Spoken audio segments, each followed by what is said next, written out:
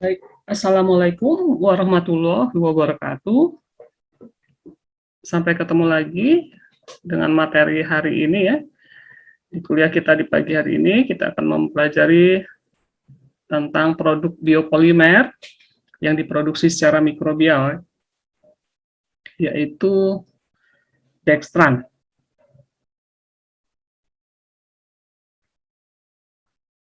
Apa itu dextran? Kemudian bagaimana cara memproduksinya, apa manfaatnya, akan kita pelajari pada topik kuliah kita hari ini. Sehingga capaian pembelajaran adalah agar mahasiswa mampu mendefinisikan biopolimer dextran, mampu menjelaskan aplikasi atau kegunaan dextran, mampu menjelaskan proses produksi dextran, dan mampu menjelaskan proses recovery dari produk dextran tersebut. Oke, jadi dextran itu merupakan polisakarida yang berbobot molekul tinggi atau biopolimer, berarti termasuk polisakarida yang kompleks ya, bukan polisakarida sederhana. Nah, dextran ini diproduksi secara mikrobial, ditemukan pertama kali oleh Louis Pasteur pada minuman anggur ya, di abad ke-18.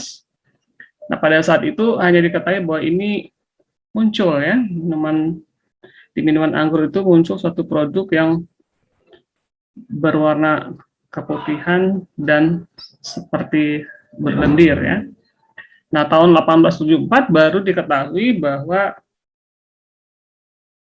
produk tersebut merupakan polisakarida ya, polimer dari glukosa dengan ikatan alpha 16, ikatan utamanya. Nah, produk itu kemudian dinamai dengan dextran.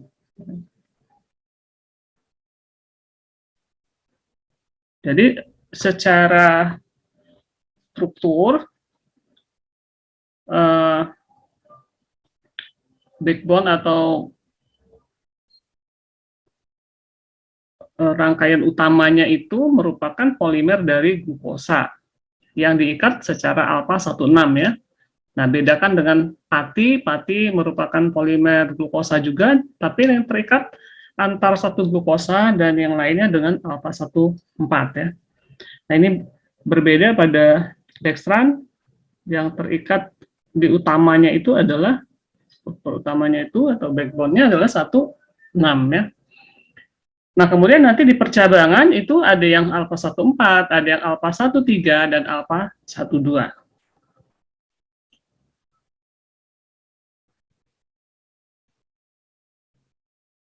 Nah, mikroba apa saja yang bisa memproduksi dextran?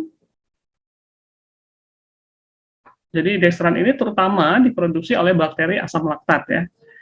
Nah, selain Levonorstock, Klebsiella, Lactobacillus, Streptococcus, perkembangan terakhir juga sudah bisa diproduksi oleh bakteri lain yang selain bakteri asam laktat. Tetapi yang menjadi utama adalah bakteri asam laktat atau yang kita kenal dengan DAL ya. Nah, ini tampilan mikroba yang menghasilkan dextran pada koloni-koloninya nanti pada akhirnya akan membentuk seperti mukoid ya. Jadi ada di koloninya ini seperti apa, lendir-lendir seperti itu. Nah, untuk apa saja aplikasi dextran ini ya? Ternyata sangat penting sekali sehingga banyak diaplikasikan baik itu di pangan, farmasi, kedokteran dan sebagainya. Nah, karena ternyata dextran ini unik ya. Jadi beda bakteri, maka beda komponennya. Ya, dengan komponen utama tadi seperti itu, tapi dengan bobot molekul yang berbeda dan sebagainya itu beda. Dan juga titik percabangannya yang mana itu menyebabkan sifat antar dextran yang diproduksi dengan bakteri asam laktat yang berbeda itu mempunyai sifat yang berbeda juga ya. Akibatnya juga terjadi variasi dalam viskositasnya, ketahanan terhadap thermal, bagaimana sifat rheologinya ya. Dan semuanya itu selain memang sudah unik dari masing-masing yang diproduksi bakteri tadi, juga sifat-sifat itu bergantung dari suhu, konsentrasinya seperti apa, kemudian bagaimana masing-masing dextran itu apakah murni apa adanya seperti itu atau sudah ada modifikasi lain ya terhadap dextrannya ya. Nah, perbedaan-perbedaan itu sehingga menyebabkan aplikasinya menjadi luas ya, dimanfaatkan di berbagai area sesuai dengan karakteristiknya tadi. Misalnya di kedokteran atau di kesehatan ya banyak digunakan sebagai bagian dari pengobatan. Karena tadi ya sifatnya yang bisa menjadi anti penggumpalan, kemudian juga bisa mengurangi kekentalan darah sehingga bisa digunakan sebagai anti trombotik ya di kedokteran. Juga sebagai cryopreservatif bagi vaksin dan organ-organ ya.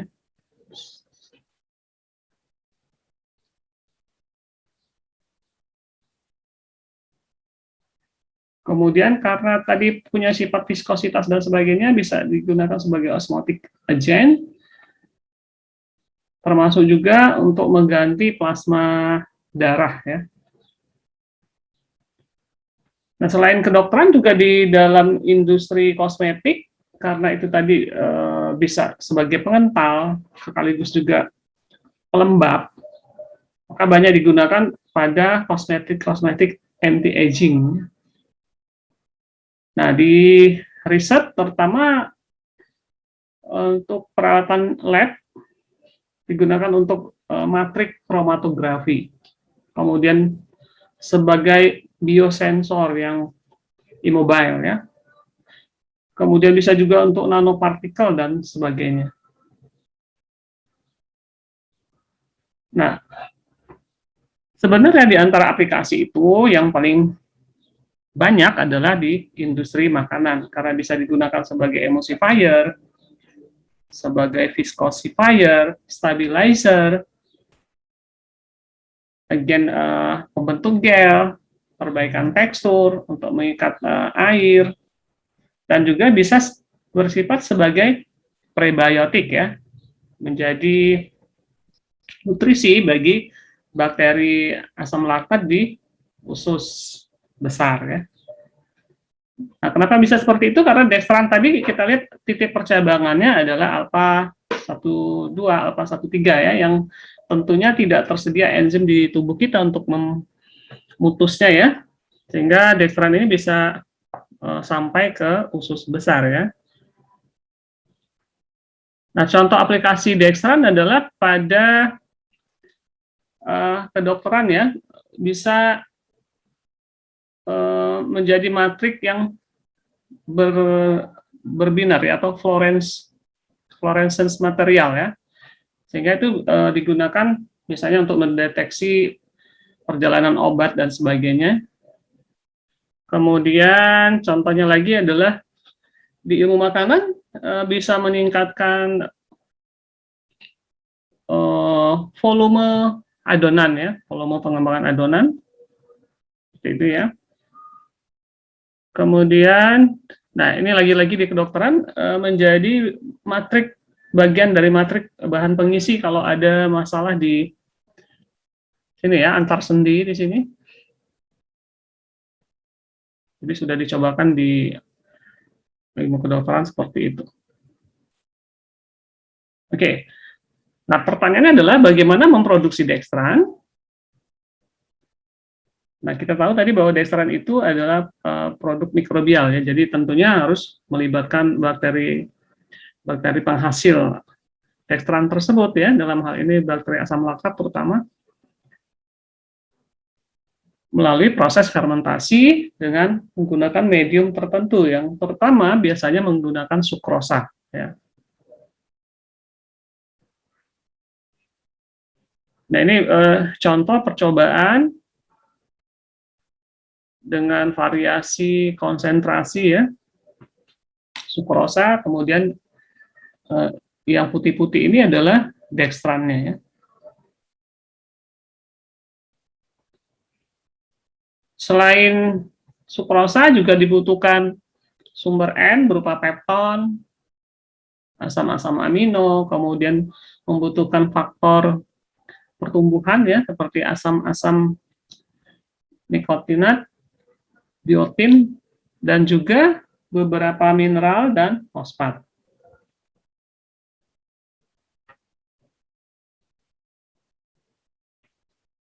Nah, selain sukrosa 10%, beberapa percobaan juga bisa menunjukkan bahwa bisa dihasilkan dextran dengan substrat yang lain ya. Contohnya limbah susu, kemudian molasses, kemudian whey dari pengolahan keju ya, atau campuran whey dan molasses. Namun umumnya menggunakan sukrosa atau whey dicampur dengan sukrosa. Nah, kita lihat bahwa dextran yang dihasilkan berbeda molekul bobot molekulnya ya. Seperti ini. Dan proporsi dari titik-titik percabangan juga berbeda. Ada yang alpha 1,3-nya 7%, ada yang 5%, ada yang 6%, bahkan ada yang 28% ya. Tentunya ini nanti menyebabkan karakteristik si dextrannya menjadi berbeda antar produksi ya.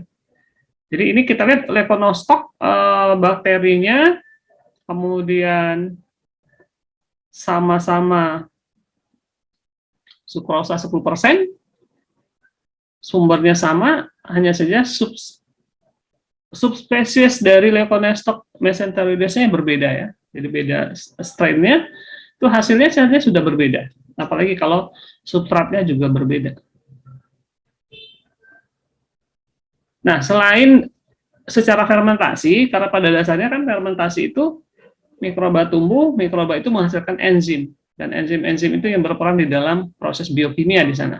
Jadi bisa saja dengan bypass enzimnya yang diaplikasikan ya, tapi enzimnya itu tentu saja enzim yang berasal dari mikroba penghasil dextran. Jadi memungkinkan untuk seperti itu juga bisa dihasilkan dextran. Nah, kita akan lihat berikutnya adalah proses produksi. Secara umum, jadi sama ya, persiapan dari media, kemudian proses fermentasinya, kemudian proses recovery-nya ya.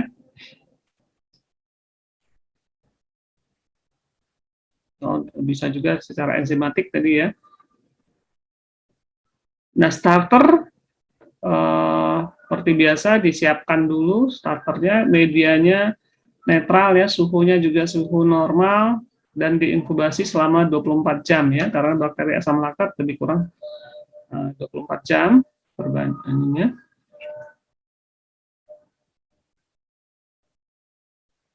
Oke. Kemudian dilakukan fermentasi dengan pH yang sama pada media yang sudah disiapkan tentunya.